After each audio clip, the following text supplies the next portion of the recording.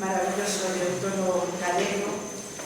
Bueno, en primeiro lugar, quería felicitar ao Instituto de Estudios Miñoráns por organizar un ano máis o mes da memoria histórica, no que se marca este acto, que remata mañá co acto de presentación tamén de unha curtametraxe. Tamén darlle as grazas por convidarme a participar hoxe neste acto, máis sobre todo grazas pola inxente tarefa que fan de recuperar o esquecemento tantas e tantas historias e tantas persoas que as habitaron, especialmente aquelas que están vencelladas á guerra civil e á ditadura franquista. Moitas desas historias forman parte da nosa infancia, eu diría que da infancia de todas nós, das nosas historias familiares, esas historias que habitan no noso subconsciente, nese fallado da memoria que todos guardamos e que ás veces temos un pouco esquecidas. A historia que hoxe nos trae aquí é unha historia arrancada dese fallado da memoria, un percorrido pola árbore xenealóxica da familia de Roberto Mera Covas, que hoxe nos acompaña e que ao que lle damos as grazas por virnos facer partícipes da súa vida e da súa historia familiar neste libro. Roberto venos falar do seu tío bisavó e da súa extraordinaria vida, plasmada en parte no seu libro Alejandro Viana, un galego á fronte do rescate dos refuxiados republicanos. Unha obra publicada xa no ano 2021 pola editorial del Agua e que foi recoñecida polos concellos de Carballiño e Boborás co premio Rosada Diegue no aportado de investigación e ensaio no ano 2022. Pero quen é Roberto Mera? Roberto Mera é licenciado en Dereito, en Ciencias Políticas e da Administración pola Universidade de Santiago,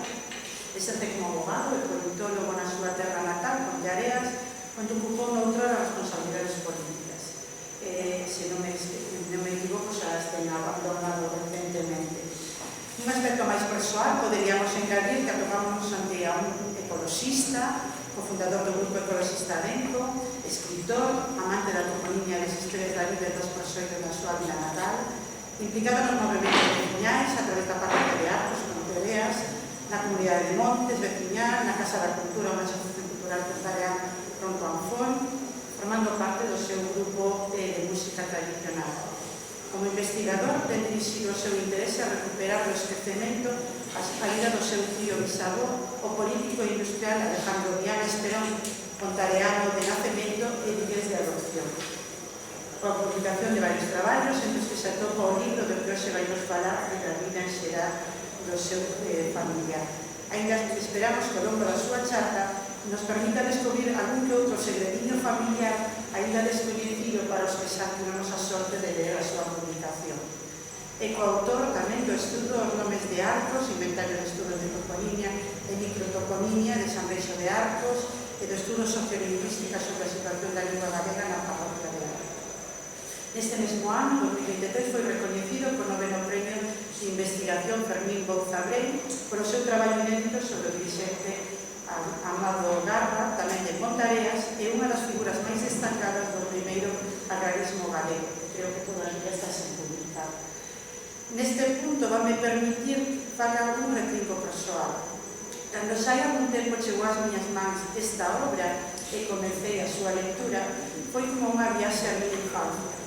As historias que a miña nai contábame cando eu era nena e que me contaba do meu avó Bernardino, que non era o meu avó, era o meu bisavó. Estas historias que conta Roberto facíame pensar en que historias arrocharía o meu bisavó se ele realmente tería alguna historia que contar tan maravillosa. Eu penso que non. Por sorte, a de Roberto sí que é unha historia recuperada do fallado da memoria digna de ser contada, tras ter largos longos anos de investigación. El puido descifrar os tesouros arrochados polo seu tío bisavó Alejandro Viana Esperón, político da Segunda República Española e responsable da evacuación de refuxiados republicanos dende Francia nos anos 1939 ao 40. A historia de Viana é a dunha Europa ocupada polos nazis, na que miles de exiliados republicanos españois desexaban marchar a América, lonxe da barbarie vivida, tanto no seu país como no novo país de acolida. Entre eles estaba Alejandro Viana, que, a fronte de varias organizacións humanitarias, coordinou a saída de miles de refugiados en expedicións marítimas colectivas na súa grande parte para México. Logo do armisticio franco-alemán que deu paso á ocupación nazi do país veciño, Viana arriscou a súa vida para seguir axudando os seus compatriotas ata que non lle quedou outra que exiliarse el mesmo. Logo de 11 meses por África, nunha dramática viaxe, chegou a México, onde viviu como comerciante farmacéutico. Ali pudo reencontrarse coa súa muller tras 11 longos anos. A verdade é que era todo unha vida. É importante salientar que Roberto Mera ten impulsado a iniciativa para o recoñecemento institucional do seu tío bisavó co apoio de xornalistas, de xente da cultura, colectivos de memoria histórica e fundacións culturais. No escrito presentado aos concellos de Vigo e de Pontareas, lémbrase a trayectoria empresarial, social, política e humanitaria de Alejandro Viana e da necesidade do deber moral que o seu concello natal e o adoptivo teñen para recoñecer a súa figura e que non permaneza por máis tempo non esquecemento. Sara, para ir rematando, se hai algo que sorprende gratamente nesta publicación é a inxente documentación recompilada por Roberto sobre Alejandro Viana e que fala de primeira man da vida dos esforzos do seu familiar en pro dos demais. Na miña lectura da obra sentín a necesidade de subliñar todas esas palabras que na documentación marcaban o carácter deste tesouro e podo dicirles que son moitas: rectitude, honestidade, integridade ou íntegro, empatía, generosidade, desacougo, impotencia por non poder facer máis, loitador, cumpridor do deber, capaz, indexente, excelente persoa, masón, vida única, irrepetible. Xa quixéramos para nós un epitafio así. En definitiva, esta obra pretende rescatar o mérito de que nunca perseguiu o recoñecemento. Como autor recolle no linear da súa obra, este libro é unha historia real e verídica de feitos históricos e sentimentos humanos documentados sen ficción e sen aditivo. Mais podo dicirles que aditiva é a súa lectura, polo que animos a leelo, se é que ainda non o fixeron, e deixos co seu autor para que nos debe coas súas historias aqueles anos de soños republicanos de desolación por a guerra e as súas devastadoras consecuencias. Cantas páxinas quedan por escribir deste escuro pasado recente. Esperamos que Roberto enxa moitas desas páxinas coa súa obra. E deixámonos con Roberto.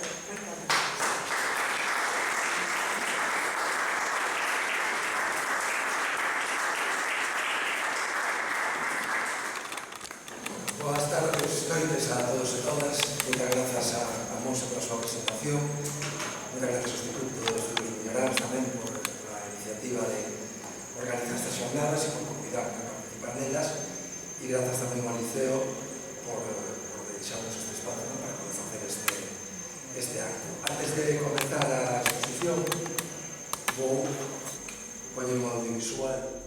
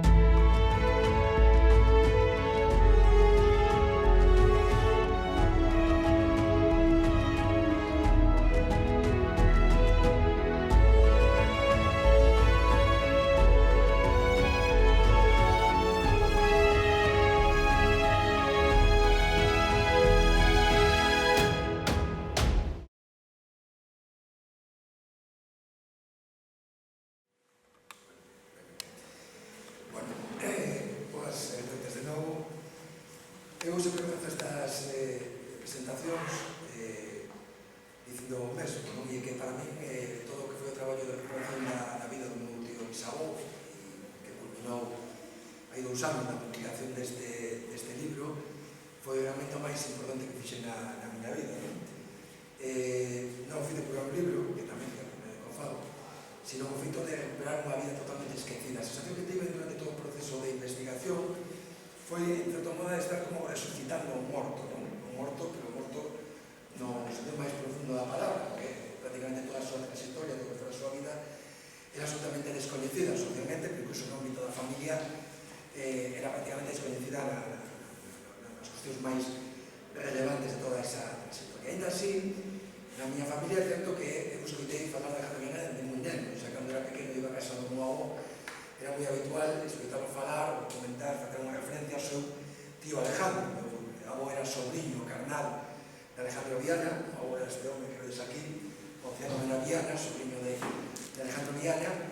e na casa se falaba a veces del con moito agarimo. De feito era tan querido na familia que o meu irmán se chama Alejandro, en memoria do famoso tío Alejandro, moitísimos Alejandros na familia, e se falaba que fora diputado e morrera en México, non? Era fora diputado, eso é un motivo de orgullo tamén da familia, que éramos un parente de diputado, e morrera en México, pero máis nada que iso, non se aclaraba por parte do meu avó ni da familia de que fora diputado, porque morrera en México, e así quedou a cousa durante moitos anos, ata que cando un xa ten unha formación política e histórica mínima para poder, digamos, casar, atar cabos, pois xa estamos falando prácticamente de principios da década do 2000, pois un día fixen, digamos, a ecuación na miña cabeza, cando un sabe que México foi o destino principal dos exiliados, pois dixe, bueno, a ver se foi deputado republicano e morreu en México en condición de exiliado. E decidí preguntarle a meu avó, que ainda vivía naquela, no 2000, que efectivamente me confirmou esa hipótese e ademais sacou, digamos, un caixón que tiña guardadas pois unha serie de documentos. O meu avó final ven a ser, digamos, a persoa que acaba conectando ese pasado co presente. De feito, el tamén era unha conexión do presente con aquel pasado. Aí vedes nesa imaxe como o avó de novo no frente de Teruel, foi mobilizado polas tropas franquistas, como moitos outros mozos de aquí do noso país. E, como digo, un caixón sacou varias cosas que tiña guardadas, que ata entón nunca comentaron, foi nada delas. Unha delas era este recorte de prensa ao Foro de Vigo do ano 1997, nesas crónicas sobre a historia de Vigo, sobre os personaxes de Vigo, onde aparecía, un leve resumo da vida de Alejandro Viana, onde se salientaba que fora un persoeiro moi relevante da vida social, económica e política do primeiro terzo do século XX na cidade de Vigo. E ademais, ese mesmo artigo viña unha pequena referencia tamén a labores humanitarias que tenían desenvolvido no exilio en Francia. Non era moita información, isto unido a unhas fotografías que mo ainda grava e unhas anotacións mecanografadas que tamén elaborara él sobre cuestións que recordaba así de transmisión oral sobre o seu tío, foron suficientes para decir, bueno, que hai que investigar e saber todo o posible sobre o tío Alejandro. Bueno, a partir de empezou outra vez de investigación, primeiro coas testemunhas, con persoas que ainda vivían daquela que podían ter coñecido, tercero con a familia, algúns outros sobriños que ainda vivían, además do propio avó, algúns exiliados que tamén vivían ainda en aquel momento que coñeceran a Alejandro Viana, básicamente no exilio.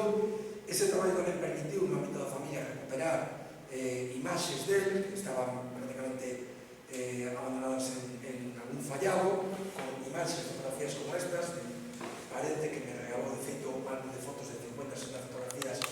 espléndidas dos anos 10, 20, 30, hasta os 52 que morreu en México. E continuei esta investigación visitando grandes arquivos, Galicia, Portugal, en España, en Salamanca, en Madrid, en Bilbao, tamén información de arquivos de Francia, de México, que ao final puxen de manifesto que Alejandro Viana ao longo da súa vida deixara un rastro documental espectacular, non? Ao final, toda esta investigación era como ir buscando e atopando milleiros de pezas dun puzzle da súa vida que pouco a pouco iba reconstruindo. Nesas fontes de información tamén apareceu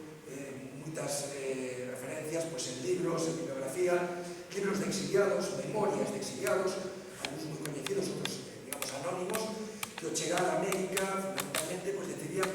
escribir contra a súa experiencia na Guerra Civil e neses primeiros meses do exilio en Francia, e e donde aparecen referencias ao papel de Alejandro Viana e que permitiron ir completando, como digo, ese pool de libros como Mi exilio, do expresidente do Banco Exterior de España, López Agantes, que permite, por exemplo, reconstruir que pasa con Alejandro Viana cando os nazis invaden Francia e él escapa como a Burdeos, pues toda a información sobre ese momento crítico e dramático da súa vida pues se consigue precisamente grazas a esa autobiografía ou memorias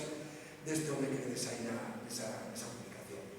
Bueno, chegamos ao ano 2010 aproximadamente e xa teño milleiros de documentos, información de hemeroteca tamén abundantísima. En determinadas épocas do primeiro terceiro século XX prácticamente Viana estaba diario en xornais como o Faro de Vigo, como o Pueblo Gallego, para a súa actividade política e social, e chegamos a ese punto, como digo, no ano 2010, pois o material suficiente para poder, digamos, redactar unha biografía e contar a súa vida. Ese traballo de investigación trasladado a ese traballo, digamos, académico, ¿no? Biográfico, un traballo moi extenso, pero para fazer unha idea, este libro ten 160 páxinas. Si trasladamos realmente o traballo biográfico académico, vamos chamarlle así, a este formato, estamos falando dunha publicación de aproximadamente 1.400, 1.500 páxinas, que nos dá unha idea, desde o punto de vista cuantitativo, de toda a información que se pudo rescatar sobre Alejandro Viana. Bueno, ainda que neses anos, no 2010-11, redacto esa biografía, non que dice que a investigación rematase. A investigación continúa e eu creo que non vai rematar absolutamente nunca, porque siguen aparecendo cousas, siguen aparecendo información, entre outros motivos, como resultado tamén dos avances que hai a nivel arquivístico de digitalización de fondos de muitos arquivos que permiten hoxe día topar muita información a través de internet que antes era moito máis complicado de localizar, incluso de buscar, porque había que ir presencialmente ir a eses arquivos, non? Por poñer un exemplo, pois unha das búsquedas que fago con certa frecuencia en internet, buscando simplemente por Alejandro Viana, non hai moito tempo, pois de repente me aparecen 30 cartas de Alejandro Viana a Bernardino Machado. Bernardino Machado foi o presidente da República Portuguesa antes do golpe de Estado en 1926, da dictadura de Salazar. Eu non tiña máis mínima información, indicios de que Alejandro Viana tenía algún tipo de relación con Bernardino Machado. Nunca se me tenía ocurrido ir ao arquivo Bernardino Machado da Fundación Mario Soares en Portugal a buscar ninguna información sobre Alejandro Viana. O feito de que digitalizar esta información e puxer a disposición da sociedade na rede, pois permitiu que descubrimos as pezas do puzzle que non botaban falta, porque evidentemente vieron a enriquecer máis a vida de Alejandro Viana. Bueno, chegamos a ese punto onde o traballo está feito, era necesario dar a conocer a vida de Alejandro Viana a sociedade que non queda segregado simplemente no ámbito familiar, non? E para iso o lógico era intentar publicar un libro. Iso implicaba tres retos. Primeiro, resumir o traballo, e iso era complicado porque a un sempre parece todo importante, non? E máis neste caso cando se está falando dun parente tan próximo. Había que, por tanto, recortar, non quería publicar un libro de 1.500, ni de 1.000, ni de 700 páxinas, que é moi interesante para investigadores como a mí, que sí, agradecemos ese tipo de traballos en profundidade, pero que non permiten divulgar, en un caso como este, a vida dunha persoa, non? Por tanto, había que facer unha reducción potente e drástica. Se conseguiu, ao final de 360 páxinas, son unhas dimensións asequibles para calquera lector, ainda que fora a costa, evidentemente, de reducir o que é a etapa obxecto deste libro únicamente aos últimos anos da súa vida, esa etapa máis épica, digamos, sacrificando por outra parte da súa vida que tamén é igualmente interesante. O segundo reto era intentar facer a historia amena. Eu sabía que tiña unha gran historia, non? Isto era casi unha historia de película, porque a cada persona que tenha leído perfectamente pode ver que iso se pode levar a la pantalla, non? Fácilmente. Pero o modelo que tiña é que o fose a estragar, non? De fotos literarias, cero, non? Ainda que isto se trataba dun ensayo, eu me dedico a escribir demandas e a veces a unha nota de prensa, pero escribir un libro parece un acto bastante complexo. E tiña medo de estropearlo, como digo, porque sabía que era unha gran historia. Al final, se o libro, como din algúns, era ameno e entretido e se ve con certa agilidade, non decir que era adictivo antes da túa intervención, que non a aceleración, pero bueno, si eso se conseguiu, en realidad non é mérito meu, sino mérito precisamente deses materiais. Depois de moitas voltas, decateime de que en realidad o que tenía que facer era poñer os personaxes a falar, que a forma de facelo, digamos, un estilo estilo literario, sendo ao mesmo tempo un ensayo respetuoso, evidentemente, coas fontes de información, era o tamén de todos os materiais, de toda esa correspondencia, de Alejandro Viana cruzada con moitos outros personaxes, deses libros de memorias, porque daquela xente escribía, falaba e escribía, sobre escribía dunha forma moi diferente como facemos nos hoxe en día, escribía dunha forma que casi podemos considerar precisamente literaria, non? E entón, de cadena de que simplemente con poñeros sobre esa palabra e organizar un pouco os materiais, facer, digamos, un fior mental coherente, sintético e que fora áxil canto a súa estructura, pois sería da boa. E o terceiro reto era atopar que publicar algo. E, afortunadamente, pois atopei esta editorial de Agua Ediciones, que asumiu o proxecto con absoluto entusiasmo, e tanto é así que, de feito, este libro se publicou hai 2 anos, hai un ano, tamén decidiu publicar a versión en castelán, para intentar chegar a figura de Alejandro Viana máis a la de Galicia, ao resto do Estado, e tamén a América, onde viven precisamente milleiros de descendentes de moitos deses exiliados que saíron de Francia grazas as súas bueno, dicía que resumir implicaba, digamos, un sufrimento e ao mesmo tempo privar a sociedade e a outros investigadores de un material que pode ser de interese. Por iso, para poder facer compatibles as dúas cousas, atopamos unha solución que foi facer esta página web moi modesta, pero útil e práctica para o fin que persigue, que é precisamente divulgar toda a información sobre a Grandiana, documentos, ese traballo de investigación completo, a que está a disposición dos investigadores que queiran profundizar máis na súa figura ou nesta época. Dicía antes que o libro, en realidade, fala da vida de Alejandro Viana a partir do ano 1936. No ano 1936, Alejandro Viana tiña xa prácticamente 60 anos, tanto non era un rapaz, xa tiña unha vida percorrida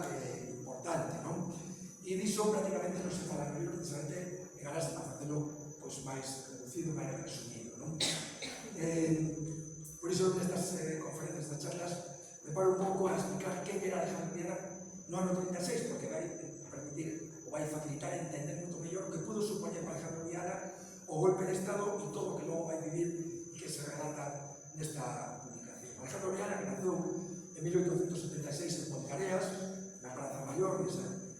vivenda que vedes ali ao fondo da Praza Maior, naceu nunha familia moi humilde, pero con 14 anos marchou xa para Vigo, máis ben mandado para Vigo, dicían na familia que porque o rapaz destacaba, que tiña aptitudes. E en Vigo se instala na casa da familia dos Garra, Amado Garra, que comentaba antes, Monse, outro líder político republicano, analista de Ponteareas, que era afincado en Vigo. Él se instala en Vigo e ali, unha forma un pouco autodidacta, vai se formando no círculo mercantil, con boas cualificacións en materias mercantiles, contables, etc. E efectivamente debe ter aptitudes porque con 22 anos, en 1901, se converte en xerente, en apoderado desta empresa que vedes aquí, unha empresa moi curiosa, compañía importadora e exportadora de ovos, Gemeno Compañía, unha empresa na que poucos anos despois vai ser un dos 4 socios e na que estará e permanecerá hasta os anos 30. Esta empresa vai explicar en boa medida a gran fortuna que vai conseguir Alejandro Viana nos anos seguintes, junto con outras iniciativas tamén empresariais. Para que vos faredes unha idea, esta empresa tiña realmente, por decirlo así, casi como un monopolio da recollida de ovos, da producción de ovos no sur de Galicia e no norte de Portugal, a Matosinhos, con almacenes en muchísimas vilas, povos pequenos, con extrados industriais en Quixal, que era a zona industrial de Vigo nese momento, con cámaras frigoríficas que se dedicaban a exportación de ovos a Irlanda, a Inglaterra, a outros lugares do Estado e que movía un volumen considerable de recursos. Isto é o que explica que no ano 36 os informes da Guarda Civil sobre o patrimonio de Alejandro Viana, que empeza a disposición golpe de Estado, cifra o seu patrimonio trasladado a euros con un certo rigor entre 3 e 4 millóns de euros actuais. E isto por qué? Bueno, para que os faredes tamén unha idea, en teses doctorais sobre as exportacións do Porto de Vigo na primeira década do século XX, a exportación de ovos representaba o 20% das exportacións do Porto de Vigo. Por enriba incluso das conservas, que en ese momento na ría de Vigo había entre 10 e 20 conserveiras e empresas dedicadas a esta actividade só existía a Gemeno Compañía e uns anos despois vai a xurdir outra tamén do mesmo sector. Por tanto, isto, como digo, é o que explica a medida esa gran fortuna que vai a ir construindo Alejandro Viana e que se vai a ver aumentada con outras actividades. El, nesta mesma década se converte tamén en conserveiro, de feito vai ser directivo da Unión de Fabricantes de Conservas da Ría de Vigo, e tamén o representante dos exportadores do Porto de Vigo, a parte da presa de unidades de xestión, en Madrid como do Estado, en cuestións que afectaban a este sector económico da cidade, e en 1908 se vai producir tamén un feito, un acontecemento na súa vida moi relevante, que é o seu casamento. Casa neste ano con Josefina Dotras Fábregas, de familia catalán, e era para Galicia a finais do século XVIII, dedicados a esa legadura, que no século XIX, días do XIX, principios do XX, empezan a dedicarse tamén ao sector das conservas Dotras, e isto vai significar xa, digamos, a introducción definitiva da región mediana na burguesía industrial viguesa de principios do século XX. As súas iniciativas empresariais van a continuar nas seguintes décadas, vai ser vogal da Caixa de Focos de Vigo, vai ser tamén dos accionistas do Banco de Vigo e un dos membros da Comisión de Acreedores cando este banco quebra na década dos 20, vai ser vicepresidente do Consello de Administración da promotora que construe o Estadio de Balaídos na cidade de Vigo tamén nos anos 20, e vai participar en grandes iniciativas empresariais de tipo pesqueiro, como por exemplo Diana Bandeira Compañía, un empresario portugués moi coñecido en Vigo, que tiña unhas cadegas no Calvario, que xe hai un centro comercial, Bodegas Bandeira, e as súas iniciativas empresariais van culminar na década dos 30 coa presidencia dunha das principais empresas da cidade, de accionista de Tranvías Eléctricos de Vigo, e Alejandro Viana se converte no presidente de Tranvías Eléctricos de Vigo na década de 1930. Toda esta actividade se desenvolve tamén en Portugal, que tiña moita relación con Portugal, por todos os negocios, tiña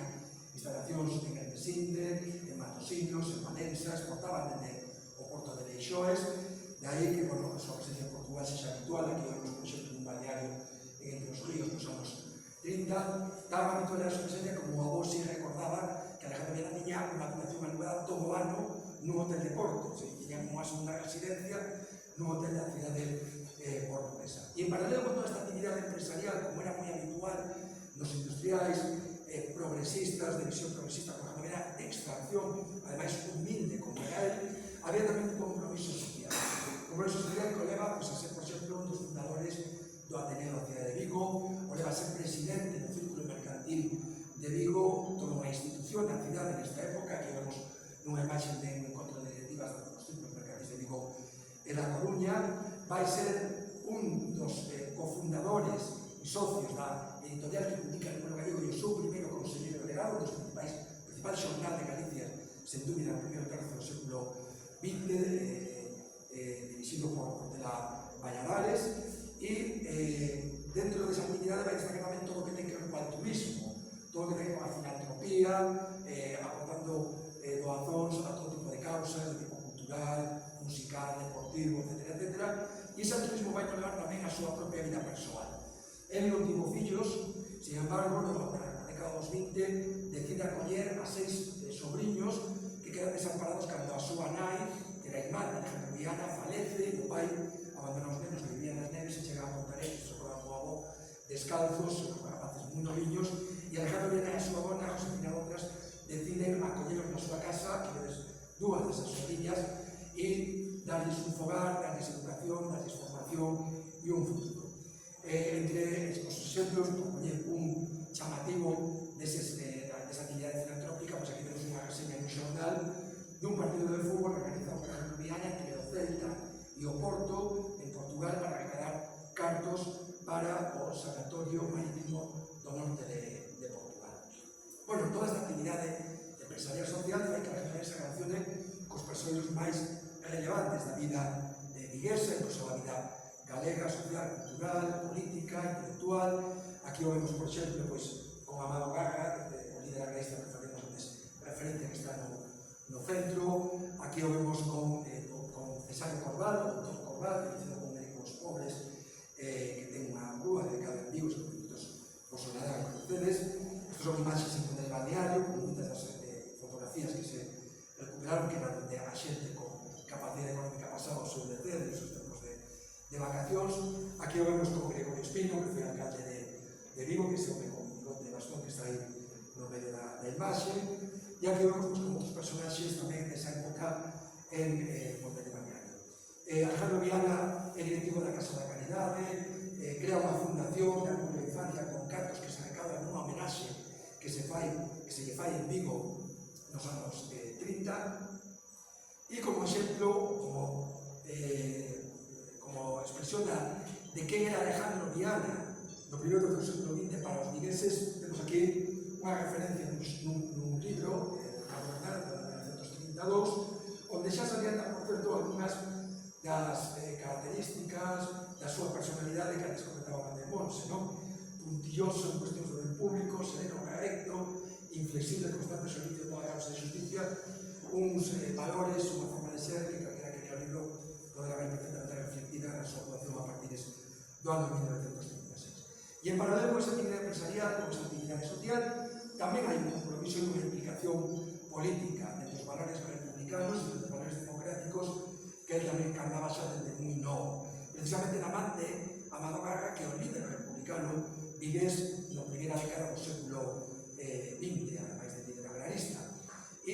él vai ser candidato a concelleiro, vai ser un dos directivos do Partido Republicano vigués nesos primeiros anos do século XX. No ano 1917, ele é detido, xunto con outros lugares, como o propio Amado Garra, detido con motivo dunha folga xeral que se convoca en todo o Estado, que cuestiona a monarquía, que defende eses principios democráticos e republicanos, onde son detidos desde sindicalistas, obreiros, etc., ata profesionales liberais, como abogados, médicos ou industriais, como o propio Alejandro Viana, acusados de rebelión, que está varios meses encarcelado no Castelo do Castro, finalmente é liberado. Xa na década dos 20 vai ser tenente alcalde da corporación que preside Gregorio Espino, aquí temos unha imaxe desa corporación, vai ser tenente alcalde, vai ser incluso alcalde cando Gregorio Espino presenta a súa dimisión durante un breve período de tempo ata que él mesmo tamén presenta esa dimisión. Durante eses 3 anos,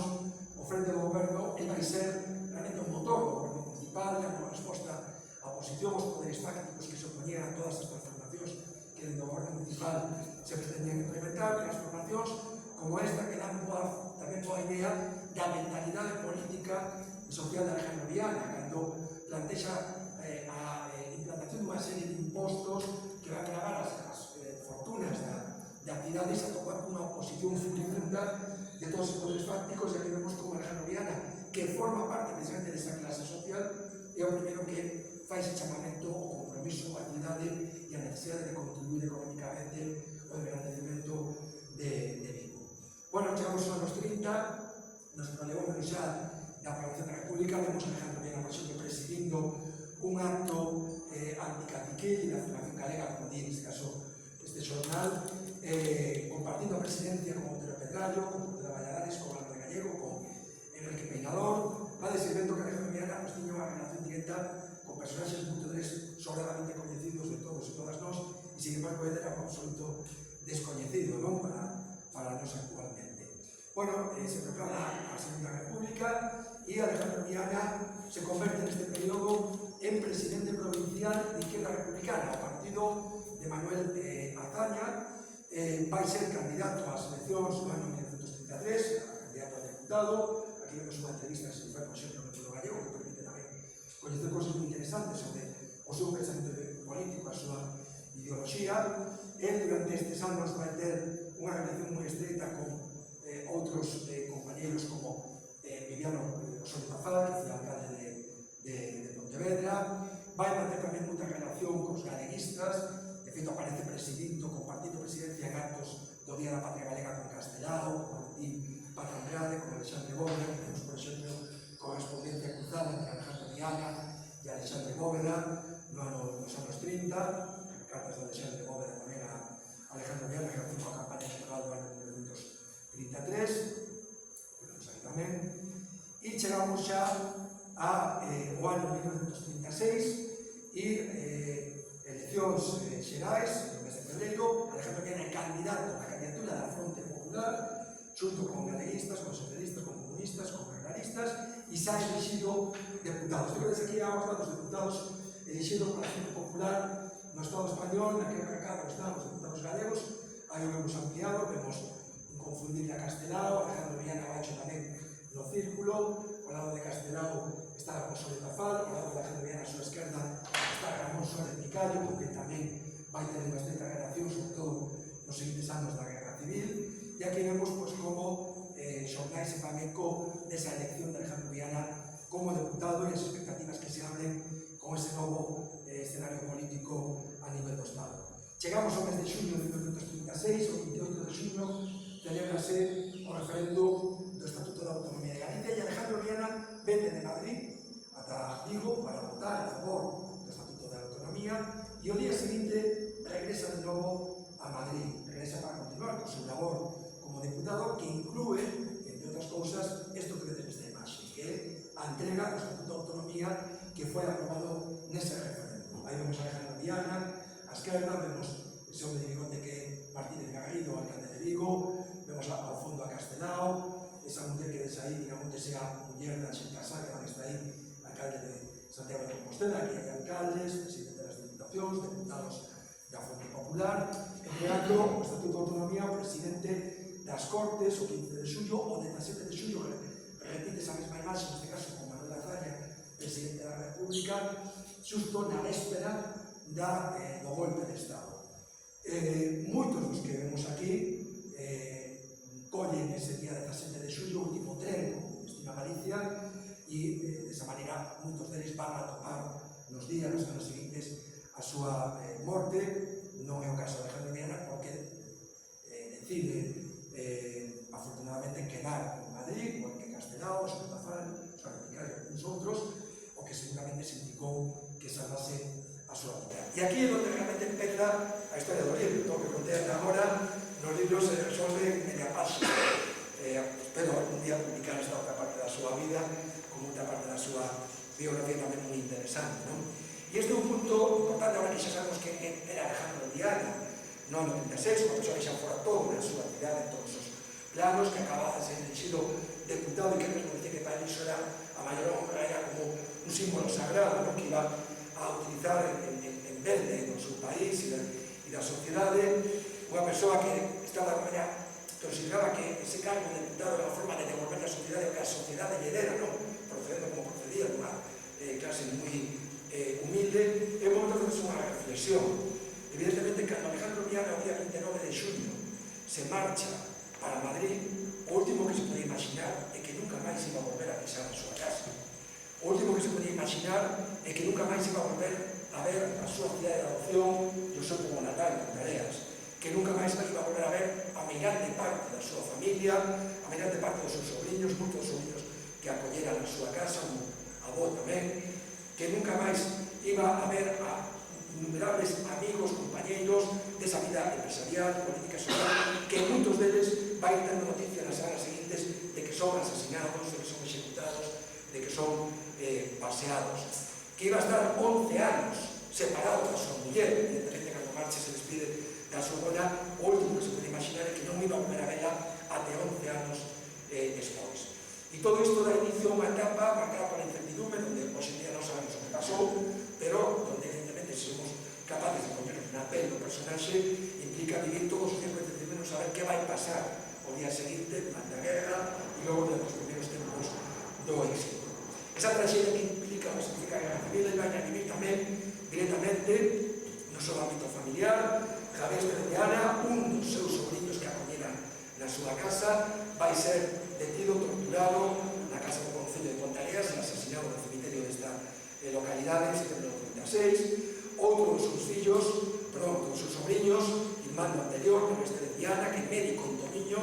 se alista no exército republicano como tenente médico e morre en combate en Toledo tamén no mes de setembro dese mesmo ano, deixando orfos estes dous nenos que son collidos en tutela por parte de Alejandro Viana, como mirades nesta ficha. Para que nos falamos de unha idea que era Alejandro Viana aos vigueses, Enrique Ley, que foi o primeiro alcalde republicano de Vigo, xa no seu leito de morte no cárcel en Vigo no 36, designa a Alejandro Viana e a Eugenio Fadrique, que era íntimo amigo de Alejandro Viana, titores dos seus sete fillos. Isto nos pode dar unha idea de quen era Alejandro Viana para os vigueses, para que un persoa como Enrique Ley decida deixar en tutela os seus fillos a Alejandro Viana. Bueno, durante a guerra, Viana vai a acompañar sempre o goberno republicano, vai participar en todas as sesiones de Cortes, vai ser designado membro do Consello de Administración do Banco de Crédito Industrial, unha entidade financiera do goberno republicano, e, como digo, se traslada tamén a Valencia, acompañando o goberno republicano africano, e participa tamén en todas as sesións de cortes como esta que vedes nesta imaxe. Finalmente se desplaza a Cataluña, onde participa tamén en todas as sesións de cortes, incluída a máis dramática que se celebra nosotros do Castelo de Figueres de Noite xa nos primeiros días de febrero de 39, cando xa está a punto de caer o frente de Cataluña baixo bombardeos, unha sesión das Cortes onde só participan 60 diputados, entre os que está Alejandro Viana e 3 galegos máis únicamente, e nos días seguintes, como xa todos sabedes, o frente de Cataluña se ven abaixo e se produce xa a ocupación das tropas franquistas de Cataluña, de Barcelona, e en paralelo todo ese éxodo increíble de medio millón de persoas que en condicións absolutamente trágicas cruzan os Pirineos, ademais dun inverno moi frío como foi o inverno do ano 1939. Imaxes como esta que nos permite tamén fazer outra reflexión, non? Porque tamén se o libro ten unha virtude máis alá da posición de Alejandro Viana e que permite tamén achegar certas partes da nosa historia contemporánea desta época como o que significou ese éxodo e esos primeiros meses de exilio en Francia, non? Imaxes como estas que son moi pouco coñecidas realmente nunha sociedade desmemoriada como a sociedade galega, a sociedade española, imaxes, por certo, moi semellantes ás que vimos non hai tantos meses ou tanto tempo e que causaron tanto impacto e conmoveron tanto a sociedade como todo ese éxodo en Ucraína por causa de todo o conflito militar que hai ali, que foi outra oportunidade perdida para aproveitar e recordar a esta sociedade que eso mesmo que estaba conmovendo neses días nas televisións, nos xornais, foi o que se viviu aquí non hai tanto tempo e o que viviron moitas persoas que son os nosos antepasados, non? E non antepasados especialmente lonxanos. Ese paso, ese cruce a Francia, moita xente pensa que significou a salvación, para moita xente que en realidad significou a mato para a morte. Persoas que pensan, bueno, o problema estaba en quedar en territorio español, que podías sufrir represalias, asesinatos. Moitos dos que cruzaron, como digo, van a soportar enormes calamidades e incluso van a topar a súa morte. A metade dos refugiados son distribuídos, espallados por toda a xeografía, perden o contacto entre eles, as mulleres, os rapaces, os nenos e as persoas maiores, e a outra metade aproximadamente, as persoas que son en seguridade militar, son todos confinados en praias que se chaman campos de concentración, que sean campos de refugiados, que non son homologables, evidentemente, o que os entendemos por un campo de refugiados, praias simplemente con alambradas, que nas primeiras semanas e meses non teñen ningún tipo de cobixo, que teñen que facer pura con area para protegerse do mal tempo, onde moitos van a morrer de enfermidades, de inanición, e onde o trato que se dispensa por parte das autoridades francesas é realmente lamentable. Aquí vemos imaxes, como digo, espectaculares, 100.000 persoas metidas nunha praia, hai que intentar imaginarse o que pode significar e o que pode ser. Iso outro feito relevante do noso exilio, absolutamente desconocido na nosa sociedade como é ben sabido. Bueno, e no marco deste éxodo, que tamén participa Alejandro Viana, só que afortunadamente, porque ten máis recursos, pode evitar esa reclusión destes campos de concentración, hai que, como digo, avaliar tamén o que foi a resposta do goberno republicano do exilio, no que se marca tamén a decisión que toma Alejandro Viana, que podía ter marchado perfectamente cruzar os Pirineos para México, que xa tiña varios sobrinhos, ele tiña a súa fortuna, parte da súa fortuna a salvo, afortunadamente, porque tiña evidentemente fondos e recursos en Portugal. Como digo, o libro tamén permite dar a coñecer cal foi a resposta e a actuación do goberno da República do Exilio presidido por Juan Negrín. Un goberno que nese caos,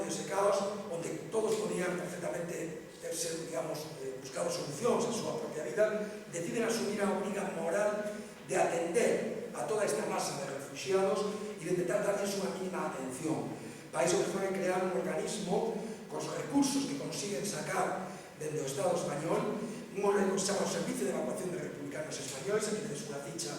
do censo que se realiza para saber onde están os refugiados, quenes son, cales son as súas aptitudes profesionais e laborais, etc. Organizan este servizo que vai prestar atención sanitaria, alimentación, roupas, que van a atender os campos de concentración dos refugiados, que van a alugar castelos e albergues para acoller os retirados de guerra, albergues infantís, que van a dar subsidios a moitos refugiados para que podan subsistir tamén durante todo este período, e que tamén van a organizar o flete de barcos para intentar sacar o maior número posible de refugiados rumbo a outros países onde podan refacer a súa vida dunha forma máis doada, especialmente a a Sudamérica. E neste marco é o que hai que entender cal é a decisión que toma Alejandro Viana. Como dicía, Alejandro podía ter marchado, pero decide quedarse e asumir tamén esa obriga. Xa, como dicíamos antes, unha persoa xa con unha idade, para aquel tempo, de 60 e pico anos, e decide quedarse e asumir unha responsabilidade ao frente deste servicio, que é o xefe de sección de emigración. Precisamente a sección se vai a ocupar da organización destas expedicións colectivas en barco. Seguramente a súa elección non é casual, temos que ter en conta que Alejandro Viana, por un lado, era exportador, por tanto, él sabía manexar capitales entre diferentes países. Franco e o Estado francés teñen un acordo que obriga a Francia a devolver todos os recursos económicos que podan localizar en territorio francés. Isto obriga aos republicanos a botar manos de figuras de ingeniería financiera para poder manexar e utilizar os recursos económicos con que prestar esta atención humanitaria a todos os refugiados. Que é mellor unha persoa como Alejandro Viana que ten experiencia precisamente no manexo daquela época que non había internet e todos os medios tecnolóxicos actuais para poder facer ese tipo de operacións financieras. E en segundo lugar, era exportador marítimo, por tanto, tiña experiencia e bastante sabía do flete de barcos, evidentemente, para mercadorías, para se trataba de trasladar non ovos, sino trasladar persoas, refugiados, para darlles un novo futuro en outros países. Él vai ser o responsable a partir de abril do ano 39 e hasta o mes de agosto do frente dos principais barcos do exilio, moitos moi coñecidos, onde van a sair ante 7.000 persoas neses meses. Aquí temos o barco Mexip, o Ipanema, onde marcha José Florencio Delgado Collarán, que se dedicou ano pasado ao Día das Galegas, e moitos outros persoeiros moi coñecidos no noso país, o barco Sinaya, e outros fletes, algúns tan importantes e relevantes como o Winnipeg, onde atopamos a Alejandro Viana no porto de Burdeos xunto con Pablo Neruda, o escritor que nese momento é o cónsul especial do goberno chileno para organizar xunto co Servicio de Evacuación de Republicanos Españoles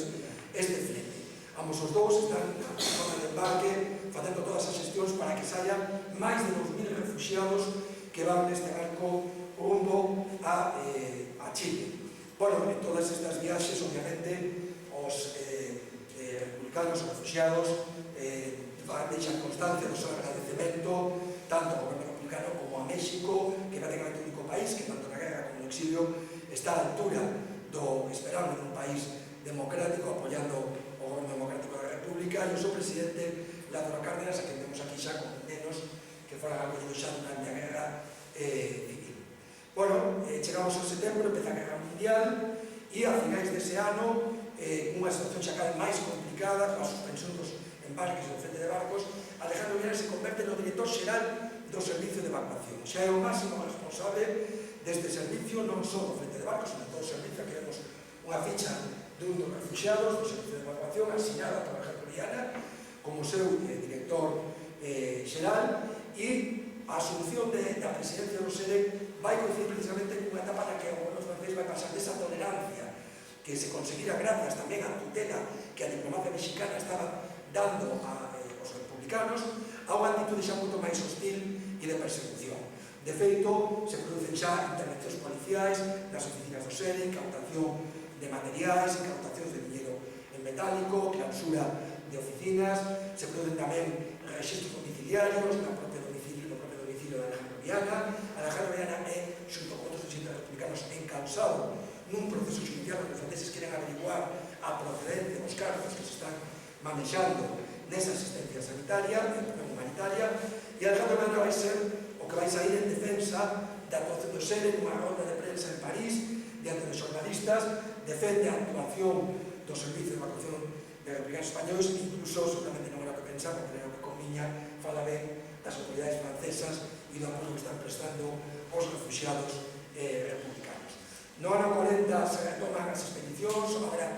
rumbo a República Dominicana. Alejandro Viana, ao mesmo tempo, é en París o delegado de sociedades galegas en América, das sociedades galegas de Buenos Aires, das sociedades hispanas confederadas de Nova York, que envían cartos e listaxes de refugiados galegos para que Viana os localice e les van a todas as xestións para embarcados en barcos de línea regular rumbo a América, onde están os seus familiares ou amigos agardando por eles. Finalmente, con todos estes fletes, se acaban saindo aproximadamente uns 17.000 refugiados dende Francia, con todo este traballo que non é só, evidentemente, a obra de Alejandro Viana, sino de todo un grupo de persoas que o acompañan tamén nesta responsabilidade. Bueno, simplemente para que nos damos unha idea de cal era o día a día dese traballo humanitario, que temos, por exemplo, unha carta que Alejandro Liana remite a un dos delegados que tiñan por diferentes localidades onde había campos de concentración, onde había puntos de embarque, neste caso o delegado de Perpiñán, onde lle comunica que lle envía 4.472 francos importe da construcción de próteses para 22 enfermos. Este era o día a día da actividade que se repite en milleiros de cartas que están, por exemplo, na Fundación Sabino Arana do PNV en Euskadi, onde aparece, como digo, refletido esta interesante actividade prácticamente diaria. Chegamos ao mes de maio do 40, os alemáns entran en Francia, no mes de xuño, o día 10, entran xa en París, 2 días antes, Alejandro Liana escapa de París xunto a centos de miles de persoas con rumbo sur, neste caso a Burdeos, Francia e París xa ocupada polos nazis, e en Burdeos era ser capaz de organizar un último flete do barco Cuba con 500 refugiados, no que curiosamente el non marchan os últimos traballadores que quedaban no servicio de evacuación, pero él se mantén en Burdeos. Incluso se encarga de xestionar o aloxamento de Juan Negrino, presidente da República, que baixo protección diplomática chega desde París a Burdeos, con Casares Quiroga, republicano boloñés, e un grupo pequeno de 27 republicanos que nos días seguintes consiguen marchar rumbo a Inglaterra nun barco cañón negro de grego escondidos nas adegas dese barco con identidade falsa, pero Alejandro Liana tampouco marcha, se queda en Burdeos. Eu ao principio non entendía que motivo lle levaba a non escapar un momento que xa Burdeos estaba baixo bombardeos, se sabía que iba a acabar sendo ocupado por os alemáns, que iba a haber armisticio, e Alejandro Liana se queda en Burdeos. Afortunadamente, no marco da investigación, uns anos despois de a investigación, se publica un libro coa correspondencia do embaixador de México en Francia nesas datas, onde aparece unha carta de Alejandro Liana onde él mesmo explica o motivo polo que decidiu quedarse en Burdeos. E o di dunha forma moi sinxela. Indica, casi literalmente, que decide quedarse porque considera que a súa obriga é seguir atendendo moral e materialmente aos refugiados que aínda permanecen en territorio francés. É dicir, a única máxima de que o capitán é o último en abandonar o barco, e o fai a sabendas de que probablemente pouco, como foi o caso, pouco podía xa facer por todos eles e que poñera ademais en risco a súa propia vida. E efectivamente iso que vai acontecer. Aquí vemos unha postal que ele envía a súa irmán en Pontareas, donde simplemente lle di que continúa sen novedade o 17 de xunio do ano 40. Esta carta está co cuño da censura militar, parece que non di nada, pero decía máis da conta porque era unha postal selada en Burdeos con unha imaxe pro reverso de unha praza de Burdeos. Estaba informando do seu paradoiro. E efectivamente, nas semanas seguintes, nos días seguintes, como todos sabedes, se empezan a producir as detencións. Os franquistas, a través dos seus servizos segredos e da propia falanxe, xunto coa Gestapo, comezan a detención de republicanos como Compáez, o presidente da Generalitat, outros diputados republicanos que son retirados a Franco, executados, o doutor Fernández Vega de Pontareas, que fora gobernador civil de Málaga, amigo de Alejandro Liana, médico, que tamén é secuestrado, entregado a Franco e fusilado, e Alejandro Liana tamén vai sufrir un intento de secuestro por parte da Gestapo e da falanxe, do que afortunadamente consigue escapar en Burdeos e despois de esconderse durante varios días nos alrededores da cidade xunto con seus compañeiros de residencia, cruza que Francia de oeste a leste ata o preto da fronteira suiza neste pequeno pobo de montaña da Lourdes, a donde chega no mes de agosto de 1940, donde contacta coa diplomacia mexicana en Marsella, que será para esos momentos o único porto onde é posible unha evacuación, a espera de poder conseguir subir algún barco que se poda fletar por parte do goberno mexicano e de outras organizacións humanitarias. No mes de novembro se traslada a San Ares-sur-Mer, moi preto de Marsella, porque hai posibilidades de embarcar nun buque fletado pola Cruz Vermella, pero finalmente se frustra o embarque por intervención da Gestapo e das autoridades franquistas, e despois dunha densa espera durante 2 meses onde se producen detencións de republicanos, entre eles de Portela Variedades, porque se tira a extradición, para Viana se pedía a súa extradición por parte do goberno franquista por ter manexado recursos económicos da República no exilio. Finalmente, no mes de xaneiro de 1941, él consigue embarcar neste buque o Alsina con 500 refugiados xudeos e de outras nacionalidades, junto con 200 refugiados republicanos, que inician unha viaxe rumbo a Buenos Aires, onde deberían chegar aproximadamente en 20 días. O que tenía que ser unha viaxe para poñer fin a toda a todo este drama, a toda esta traxedia, se acaba convertindo nunha nova odisea, fan escala en Dakar, nese mesmo mes de xaneiro, en Senegal, e se ven retidos e obligados a permanecer no porto de Dakar vivindo dentro do barco en condicións absolutamente deplorables durante nada menos que 5 meses, nos que Alejandro Viana, por certo, vai ter a oportunidade de volver a axudar aos refugiados. Recibe 100.000 francos do goberno do exilio de Londres que reparte entre todos os pasaxeiros para que podan subsistir malamente durante ese confinamento no barco. Non poden cruzar o Atlántico porque non teñen o permiso dos ingleses e, por tanto, se arriscan a ser afundidos, como non sería o primeiro caso, posto que outros foron tamén afundidos barcos de pasaxeiros durante esa guerra mundial. Finalmente, no mes de xuño son enviados a Casablanca, son internados nun campo de concentración durante varios días en condicións tamén deplorables, ata que a diplomacia argentina consigue sacalos. Viana se instala no hotel de Casablanca, dende onde comeza a facer liberables xestións coa diplomacia mexicana en Marsella, con organizacións xudeas de Lisboa e cos republicanos de Londres. Aquí temos, por exemplo, unha carta que envía o 12 de agosto de 1941, onde dá conta desas xestións que está facendo para intentar poder conseguir un barco que recolla aos refugiados en Marrocos, unha carta que envía Pablo de Alcalá, do embaixador en Londres. E finalmente, froito destas xestións e de outras que realizan tamén outras organizacións republicanas, por fin, en outubro do ano 41, a finais de outubro, consigue embarcar neste buque portugués, o Cuanza, que agora sí o vai levar definitivamente a México, onde desembarca o 18 de novembro do ano 1941, que nos ficha de inmigración, e uns anos despois chega a súa dona, Josefina de Otras Fábregas, que se reencontra con él despois de 11 anos de separación. Él en México vai a refacer a súa vida, vai encontrar unha farmacia nos emigrantes Ponteareas, que converte en un próspero negocio, vai participar na vida social, na creación do Ateneo Español de México, vai participar tamén na vida política. Bueno, aquí temos imaxes de paseando por México coa súa dona durante a década dos anos 40, vai participar tamén na vida política, nas sesións das Cortes do Exilio que se celebran no ano 1945, onde se reencontra con vellos amigos como Castelao, como Sonia Tafal, como Pardo Galloso, que vemos aquí tamén deputado nesta imaxe con Alejandro Viana e abaixo, e así vai manter o seu activismo, a súa actividade política e social prácticamente hasta os últimos días da súa vida. No ano 1952 salíamos nunha fotografía xa mostrado nunha cadena de rodas enfermo antes de morrer o 30 de abril no Sanatorio Español da capital mexicana. Bueno, esta é a historia de... Bueno, eu creo que xa dixen ao principio que a se me dá mal resumir, tedes que disculpar por a extensión, pero ainda que poda ver que fixen spoiler, hai cousas que non contei, seguramente vos podrá fe diso, pero a mí o que me interesa nestes actos non é tanto que a xente se leve un libro capa a casa, que sí, de forma un pouco acelerada, de quen foi Alejandro Viana. Con este acto estamos pretos a os 70 actos celebrados por todo o país, con pasamos a máis de 1.500 persoas, e dicía ao principio que facer este traballo foi como resucitar o teu bisavó, pero evidentemente esa resurrección é moito máis completa dende o momento que a podo compartir con tanta xente como hoxe aquí en Bayona.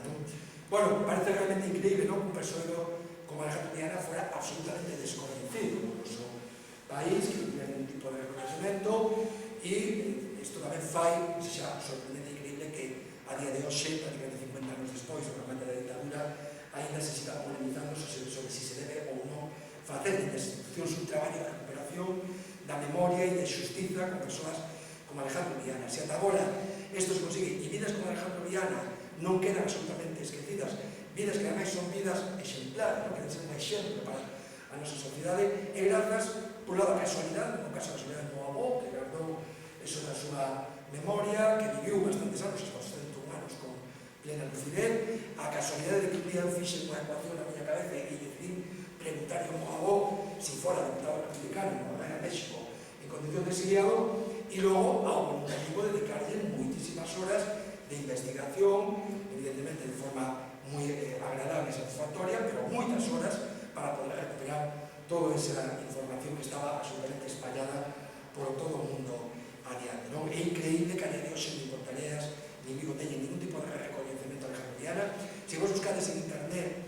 o Schindler portugués, o Schindler mexicano, que non chamamos o Schindler galego, bueno, un pouco comercial, as comparacións daría moito que falar, non é unha comparación moi luminosa, en realidad, máis ben, sempre sería o Alejandro Viana alemán, sabes, por razóns cronolóxicas, pero se buscades, como digo, o siglo portugués, miraredes a Leste de Sousa, cónsul en Murdeo, ao mesmo tempo que está Viana ali facendo todas as xestións, un país onde isto lle tocou de forma tangencial, que ten todo tipo de reconhecementos, un museo en Vilar Formoso, toda unha serie de actividades de un país normalizado, mesmo pasa con México, con Gilberto Bosques, o cónsul de Marsella, porque ella ten muchísima correspondencia e trato, tamén con innumerables reconhecementos. E aquí, neste país, desgraciadamente, pues, se sigue discutindo si isto se debe facer ou non se debe facer. Bueno, decía que, ademais, recuperar vidas por Alejandro Viana, recuperar vidas exemplares. A vida de Alejandro Viana tamén, sobre todo anterior ao 36, rompe con mitos e rompe con estereotipos e tópicos que precisamente os gañadores da guerra intentaron implantar en todos os nós de que este país nunca tivo unha burguesía comprometida co país ou que se comprometía coa sociedade con Galicia en absoluto. O sea, veces, como Alejandro Viana había muitísima gente e a reflexión que nos podemos hacer é que sería este país se o legado de persoas como Alejandro Viana e tantos outros e outras se tivera transmitido ás seguintes xeracións de forma normalizada e non tivera acontecido o golpe de Estado e os 40 anos de dictadura que vinieron despois. Sin dúbida estaríamos diante de un país absolutamente diferente, pero bueno, nos queda en todo caso a esperanza de que a recuperación de figuras como Alejandro Viana podan inspirar a moitas persoas na súa vida diaria e na súa vida por unha sociedade mellor. Nada máis e moitas gracias.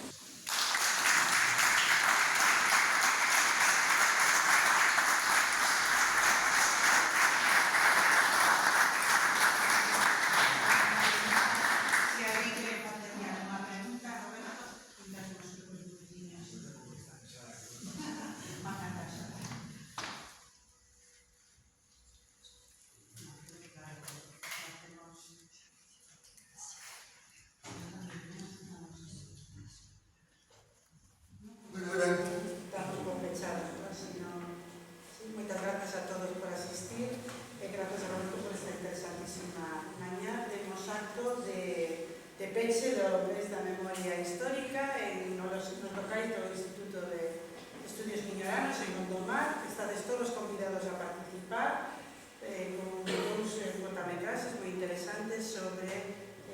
Dores Seguín